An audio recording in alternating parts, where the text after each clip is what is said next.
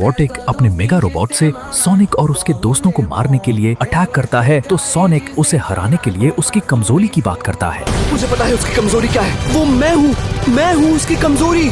और सोनिक कहता है ये सिर्फ मुझे मारना चाहता है और ये मेरे ही पीछे लगेगा। तो सोनिक की ये बात सुन नकल अपना प्लेन बनाता है कि वो सिर्फ तुम पर फोकस करेगा, फिर मैं और टेल अपनी टेढ़ी मेढ़ी चाल में उसे फंसा ही लेंगे। हेजहॉग, तुम बहादुर और बेहतरीन योद्धा हो, मौत को भूल जाओ और जाकर उसे धूल चटाओ। फिर माइल्स और नकल अलग डायरेक्शन में मुड़ जाते हैं और सोनिक सीधा रोबोट निक के पास आकर बोलता है कि अगर तुम्हारे रोबोट में दम है तो मुझे पकड़ के दिखाओ। और तभी रोबोट निक उसकी ये बात सुनकर बोलता है, तुम मुझे पकड़ने का न्योता क्या खाक दोगे? बचपन में पकड़ू नाम से बुलाया करते थे मुझे।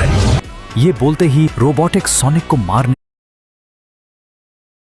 और इसी चीज का फायदा उठाकर माइल्स और नकल्स उसके मेगा रोबोट पर चढ़ जाते हैं और हम देखते हैं कि रोबोटिक अपने रोबोट से सोनिक को पर लेजर अटैक करने लग जाता है। फिर माइल्स और नकल्स अपने प्लेन के हिसाब से उसके रोबोट के हेड तक पहुंच जाते हैं और सोनिक उसके रोबोट से बचते हुए एक ब्रिज पर आता है तो तभी रोबोटनिक उस ब्रिज को अपनी लेजर से उड़ा देता है और इस अटैक से सोनिक ब्रिज के नीचे गिरता है। तो उसे घायल देखकर रोबोनिक बोलता है कि तुम मुझे हरा नहीं सकते, मैं ताकतवर हूँ।